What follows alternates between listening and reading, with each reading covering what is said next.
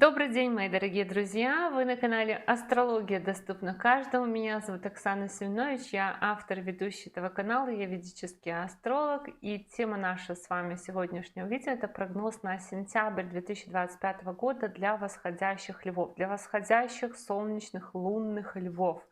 И если вы смотрите меня давно, вы знаете, что я всегда говорила для восходящих, но не все знают точное время своего рождения, не все могут построить свой гороскоп, хотя я это объясняю и могу помочь. Но я пересчитала знак зодиака Солнца по ведической астрологии. Под каждым видео вы найдете дату, по которой можно смотреть гороскоп. То есть если вы там родились такое-то по такое-то число, и у меня написано, что это лев, то смотрим тогда для льва. Но если вы знаете свой асцендент или восходящий знак, то в первую очередь вы, конечно, должны смотреть по асценденту. Видеоинструкцию о том, как построить свой гороскоп в ведическом стиле, как узнать свой восходящий знак, я вам сейчас прикреплю по ссылке в правом верхнем углу. Ссылка в этом будет в комментариях в описании к этому видео. Там же будет ссылка на мой сайт, где можно записаться ко мне на курс по ведической астрологии, либо ко мне на составление личного гороскопа. И еще сейчас я хочу вас кое о чем попросить. Это огромнейшая от меня просьба, потому что я в последнее время почувствовала, что YouTube меня не взлюбил или что-то случилось с алгоритмами YouTube. У меня очень сильно снизились просмотры. Перестали моим подписчикам приходить уведомления о том, что вышло новое видео. И я подозреваю, что, возможно, я в каком-то там теневом бане или еще что-то такое. Поэтому я вас очень попрошу, как-нибудь отреагируйте на это видео, поставьте лайк, напишите комментарий. Если вам видео не нравится, но вы его смотрите вот просто вот через силу, то поставьте дизлайк хотя бы, вот что-нибудь поставьте, чтобы YouTube понимал, что это контент живого человека, который вызывает эмоцию, и его можно продвигать по-дружески, по-братски, по-сестрински, по-человечески. Не забывайте реагировать, потому что ваша реакция очень важна.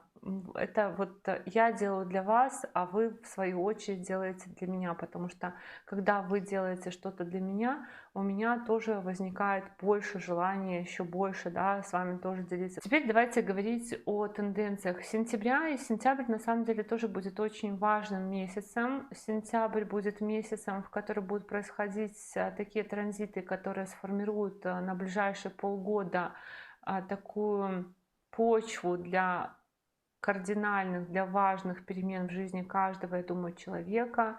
У кого-то более глобальные, у кого-то менее глобальные, но в любом случае это такой знаковый месяц, поэтому давайте говорить о том, что же тут будет происходить.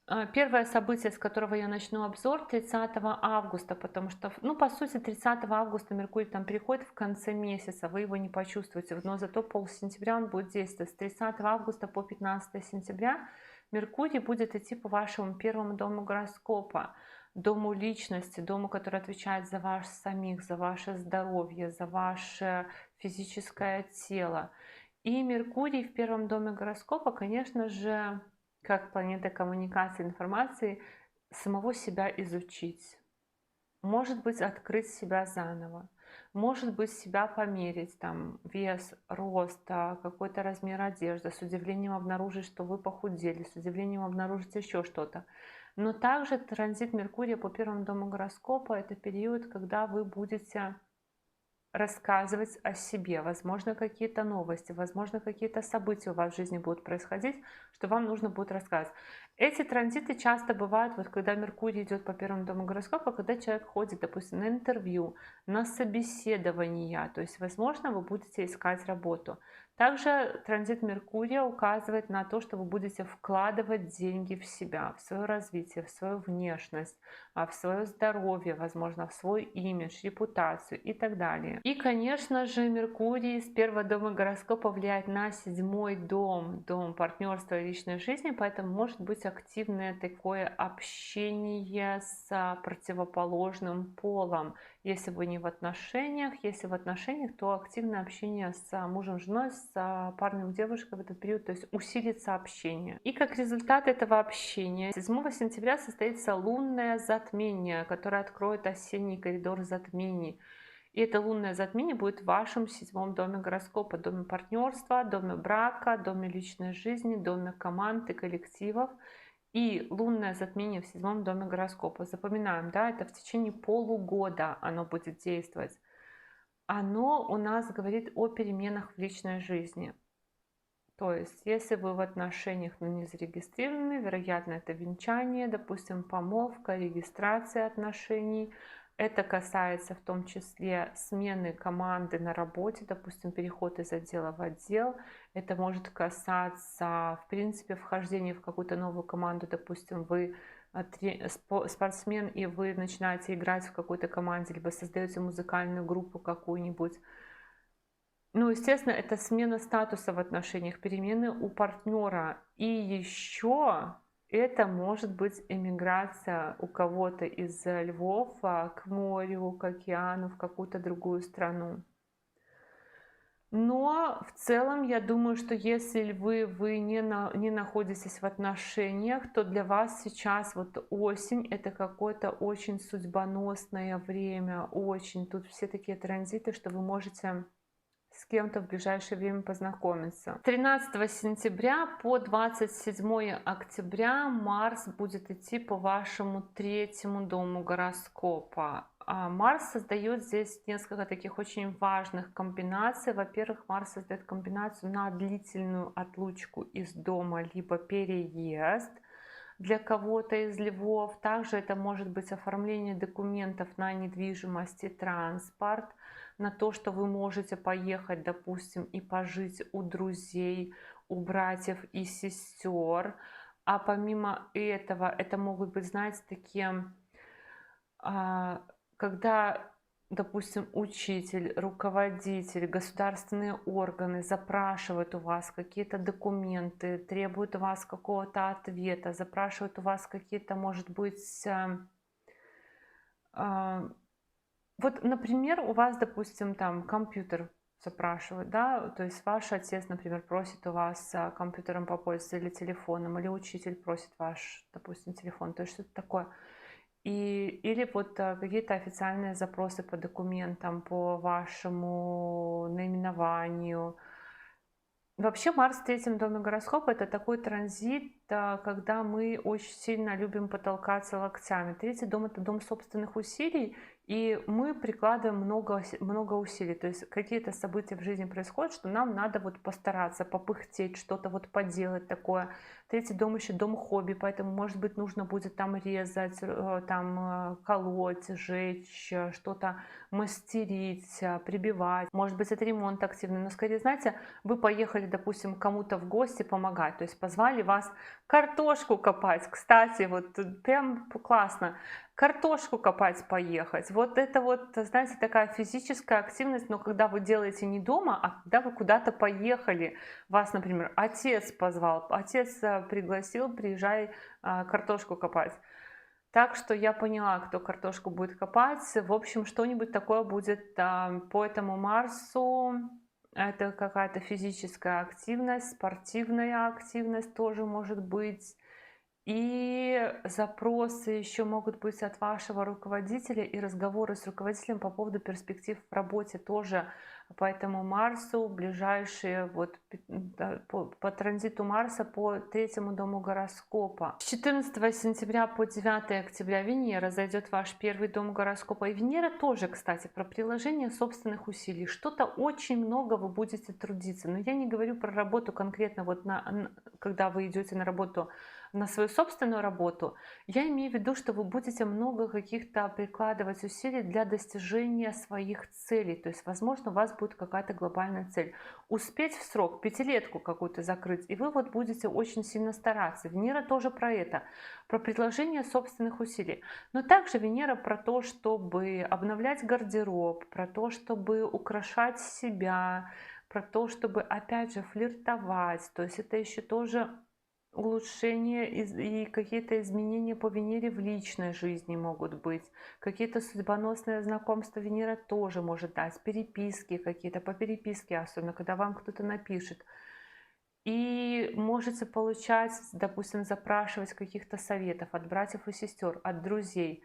и по личной жизни в том числе. То есть какие-то вот такие влияние других людей может быть на вас, когда кто-то что-то вам подсказывает, кто-то что-то вам советует и так далее. С 15 сентября по 3 октября Меркурий зайдет в ваш второй дом гороскопа, дом родительской семьи. Вот она, картошка копательная история, потому что Меркурий зайдет во второй дом гороскопа, и он говорит о том, что вы будете много общаться, в том числе с родителями, возможно, какие-то планы родителей, возможно, обсуждать новости родителей. Но помимо этого еще в целом много разговоров про деньги будет. Про деньги, про ресурсы, возможно, про витамины, про еду, про лекарства, таблетки, какие-то вот такое вот. В общем, то, что приходит через род, может быть много разговоров про это. И, может быть, какая-то языковая практика, практика ораторского мастерства, что-нибудь такое. И, конечно, еще есть тенденция, что вы можете свои накопления переводить вот с безналичных в наличные, то есть либо менять, либо переводить на какие-то цели. Может быть, вам нужно будет много мелких покупок совершать, вот много мелочей, и вам нужно будет переводить эти деньги. Но в целом Меркурий будет в своем собственном знаке, это хорошо, то есть это не транжирство, это хорошая тенденция, потому что Меркурий по собственному знаку, знаку своей экзальтации, то есть это и доходы будут, должны быть неплохими.